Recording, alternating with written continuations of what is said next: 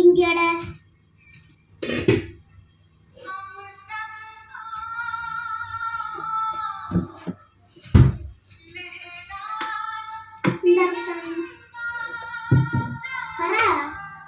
പറയാം കേക്കട്ടെ.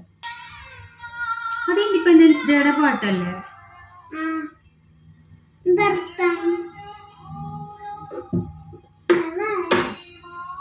പറയാം.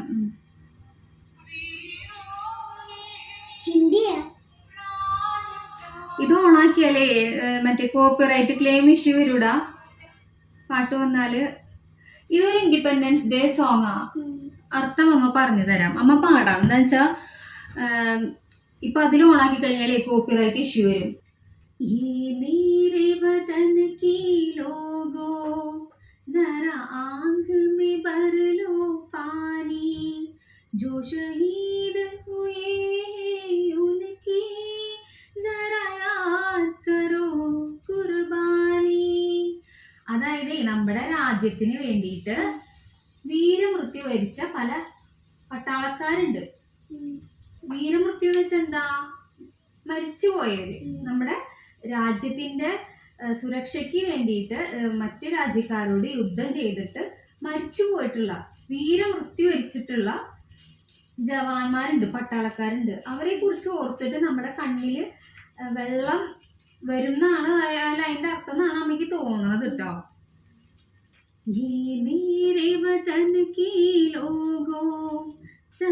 आंख में भर लो पानी जो शहीद हुए हैं उनकी जरा याद करो कुर्बानी.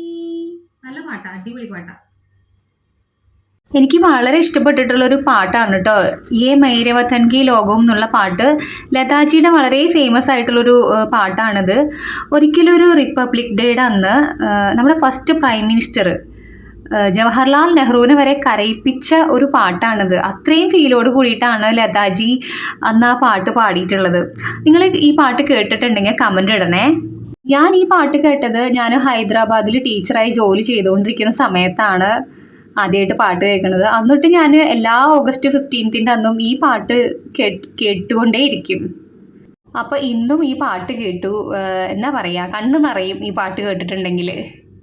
അപ്പോൾ നമ്മുടെ ചാനൽ സ്ഥിരമായി കാണുന്ന എല്ലാ പ്രിയപ്പെട്ട സബ്സ്ക്രൈബേഴ്സിനും ഹാപ്പി ഇൻഡിപെൻഡൻസ് ഡേ. അപ്പോൾ ഇന്ന് ഇൻഡിപെൻഡൻസ് ഡേ ആയിട്ട് ചിക്കൻ ഫ്രൈയും ചോറുമാണ് കേട്ടോ. ചാറ് കറിയായിട്ട് നമ്മൾ പരിപ്പ് കുത്തിക്കാച്ചിയത് ഉണ്ടാക്കിയിട്ടുണ്ട്. അപ്പോൾ ഇതാണ് എൻ്റെ ഇൻഡിപെൻഡൻസ് ഡേ സ്പെഷ്യൽ ഫുഡ്. നിങ്ങളൊക്കെ എന്താ ഉണ്ടാക്കിയത്, എന്താ കഴിച്ചതെന്നൊക്കെ കമൻ്റ് ഇടണേ. പിന്നെ നിങ്ങൾ ഇൻഡിപെൻഡൻസ് ഡേ ആഘോഷിച്ചോ, എന്താ വിശേഷങ്ങൾ എന്നൊക്കെ കമൻ്റ് ഇടണേ.